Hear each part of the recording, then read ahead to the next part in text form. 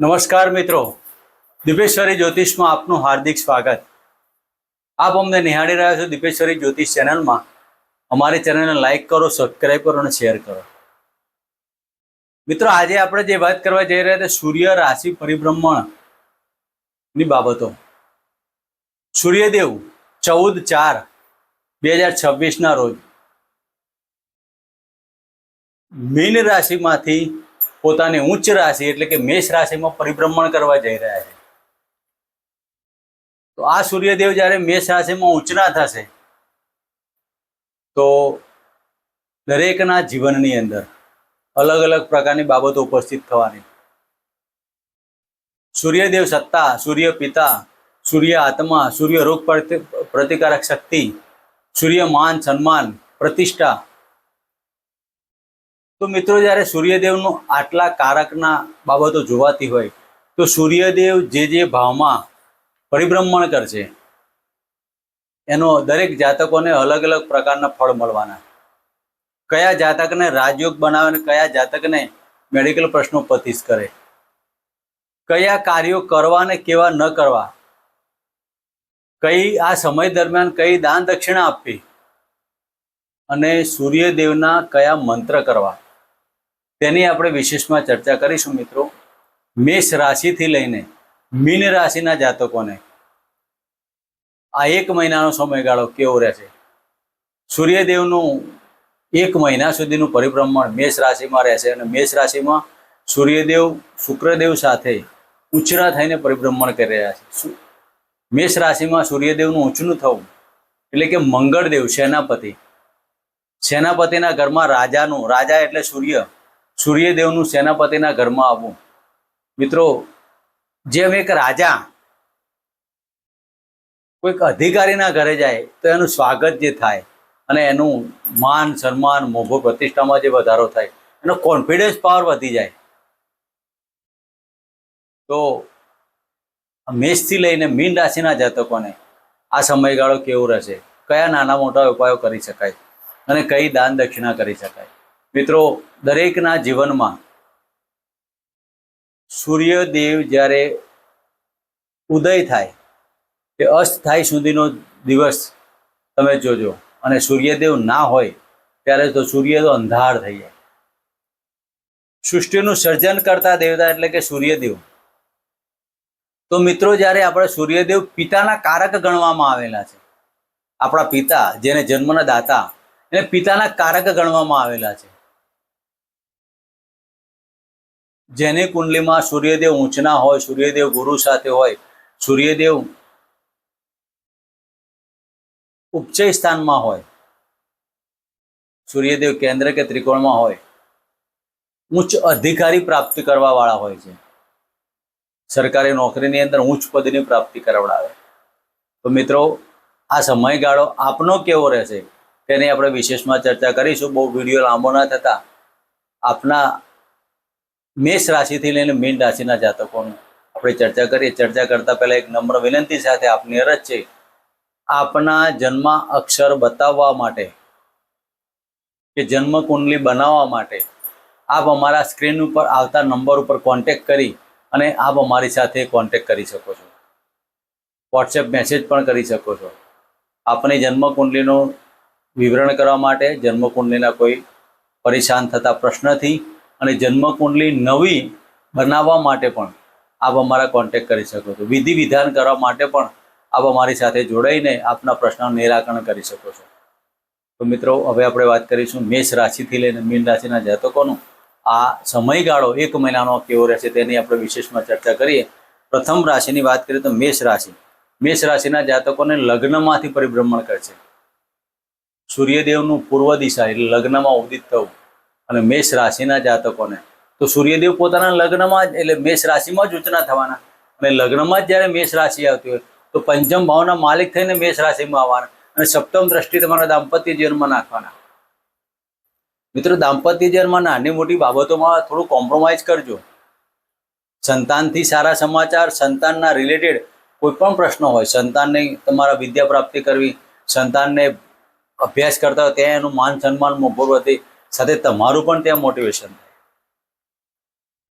પાર્ટનરશિપના ધંધામાં થોડુંક સાચવવા જેવું કહી શકાય. પણ તમે કોઈક નવી મનમાં ઈચ્છાઓ અને આત્માથી ધારેલા કાર્યો પરિપૂર્ણ થતા જાય છે. દાંપત્ય જીવનની બાબતોમાં સફળતા પ્રાપ્ત કરવાની, પાર્ટનરશિપના ધંધા કરવા હોય તો થોડુંક જોઈ વિચારને કરવું અને વિજાતીય પાત્રની મુલાકાતમાં સાવધાની રાખવી.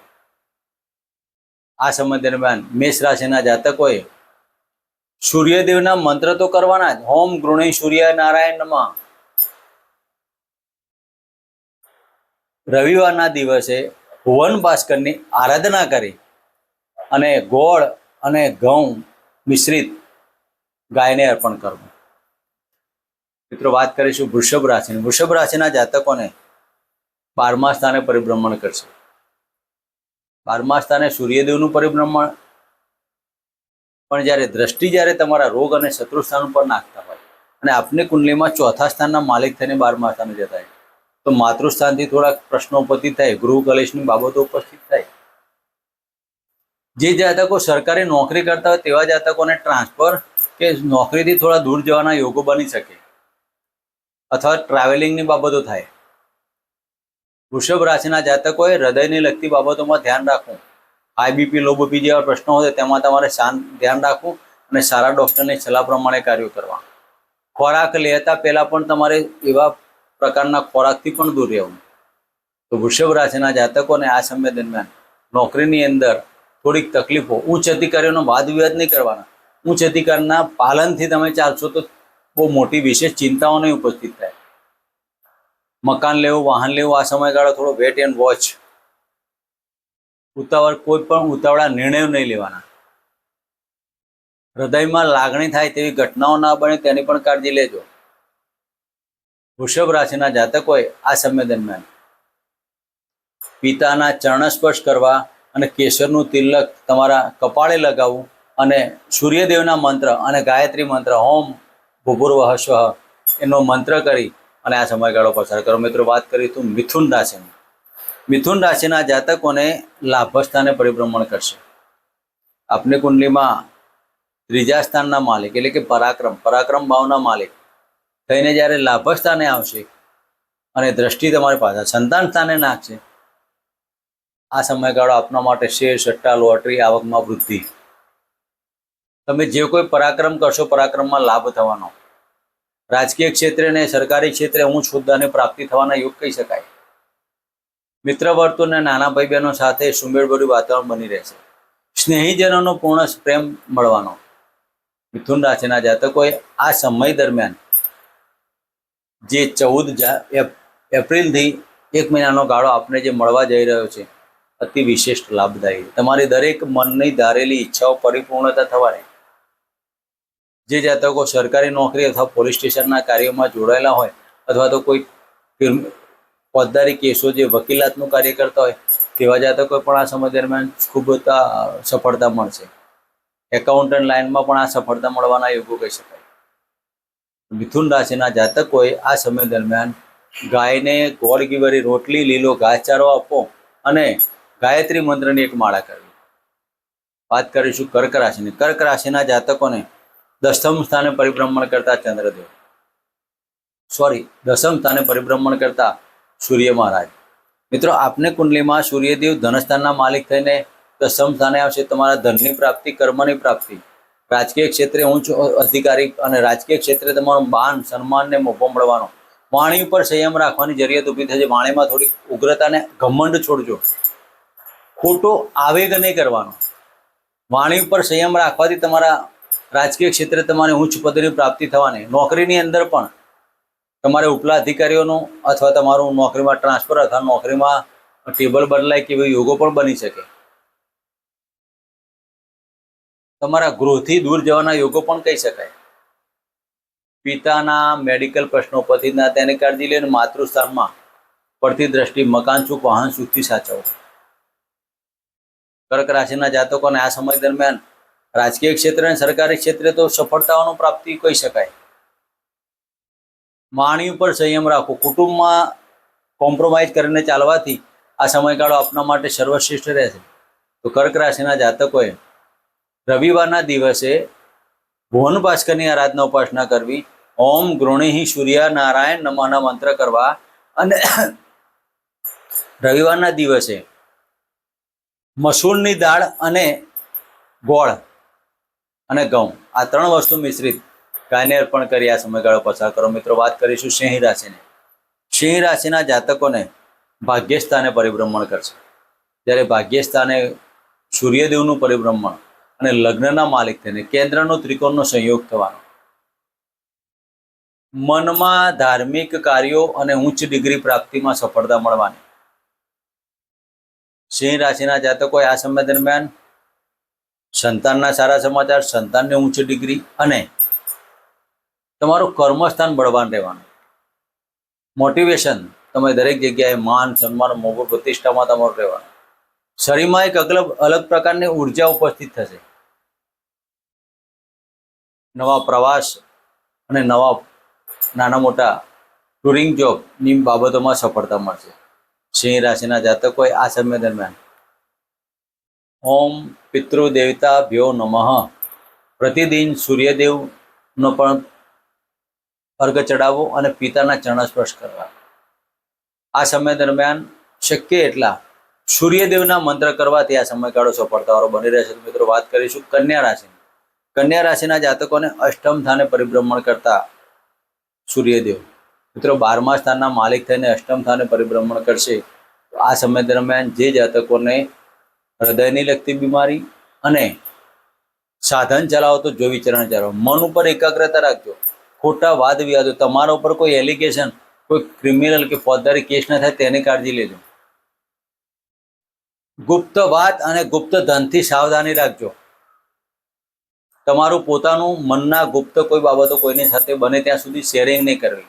મનમાં ને મનમાં રાખીને વાણી ઉપર તો સંયમ તમારે રાખવું જ પડશે.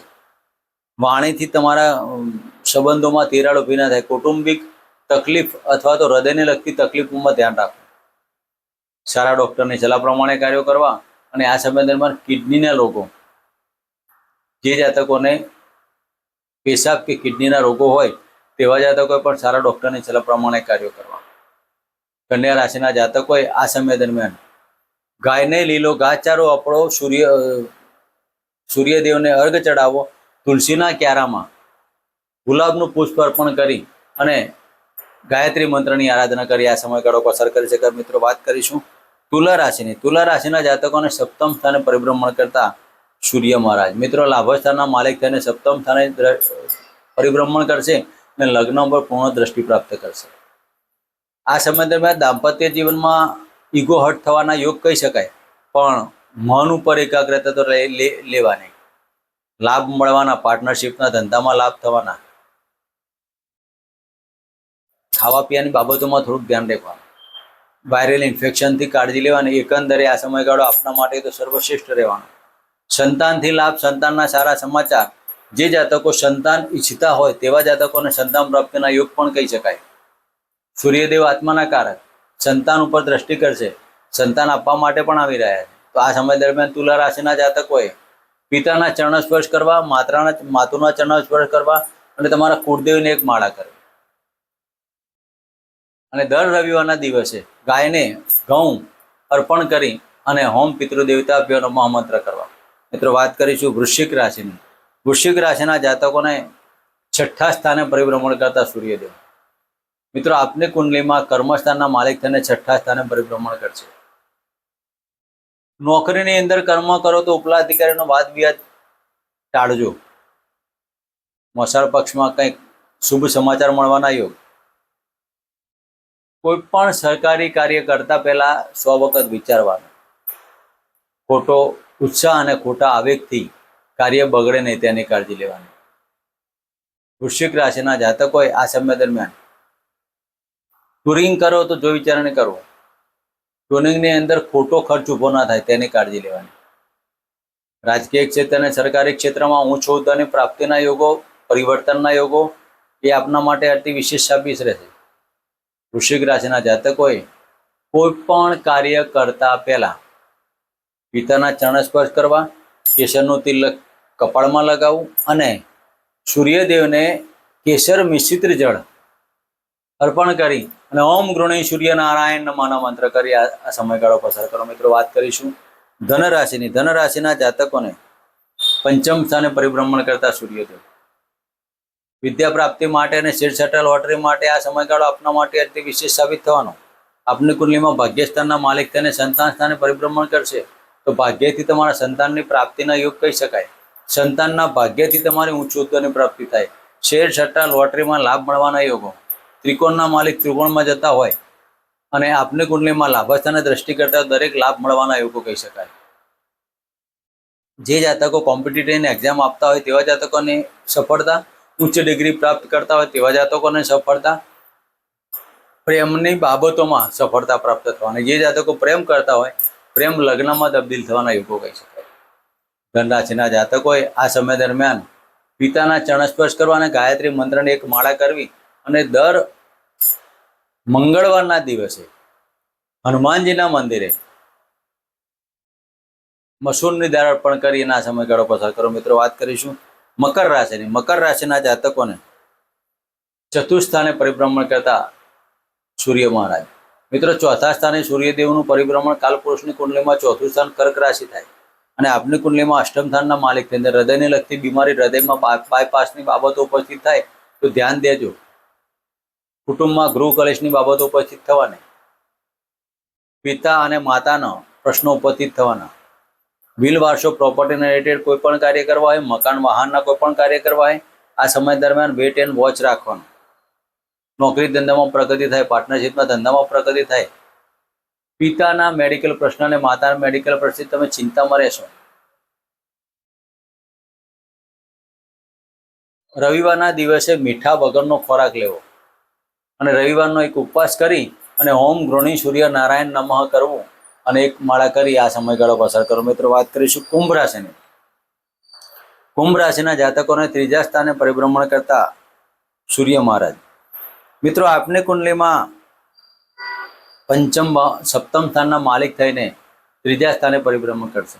દાંપત્ય જીવનમાં પ્રશ્નો ઉપસ્થિત થવાના. દાંપત્ય જીવનથી પરાક્રમમાં સફળતા મળવાની. પતિ પત્નીના પ્રેમથી કાર્યમાં સફળતા મળવાની. કુંભ રાશિના જાતકોને મનમાં થોડો ક્રોધ આવવાનો. પેટમાં તકલીફ થવાથી મેડિકલ પ્રશ્નો ઉપસ્થિત થવાનું. પણ કોઈ પણ કાર્યમાં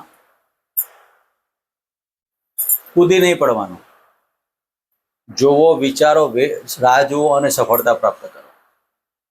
પરાક્રમ સ્થાને પરિભ્રમણ કરતા મંગળદેવ થોડો ઉતાવળા નિર્ણયો લેવામાં સફળતા મેળવે.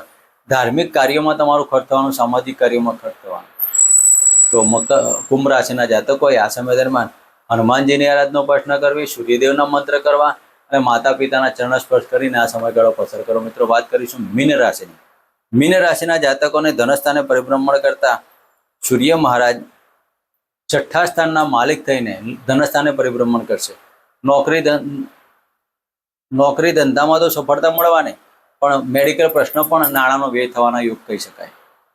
મોસાળ પક્ષમાં સારા સમાચાર હોય. કુટુંબની અંદર નવા વ્યક્તિનું આગમન થાય અને વિલ વારસો, પ્રોપર્ટીના કાર્યોમાં પણ સફળ થાય. જે જાતકો જમીન જળના કાર્યો કરતા હોય તેવા જાતકોને આ સમય દરમિયાન સફળતા. સંતાનના સારા સમાચારના સંતાનથી શુભ સમાચાર મળે. સાસરી પક્ષમાં થોડીક ચિંતાઓને બાદ કરતા વાણી ઉપર કંટ્રોલ લેજો. વાણીના કારણે તમારી માન સન્માન પ્રતિષ્ઠામાં ભંગ ના થાય તેની કાળજી લેજો.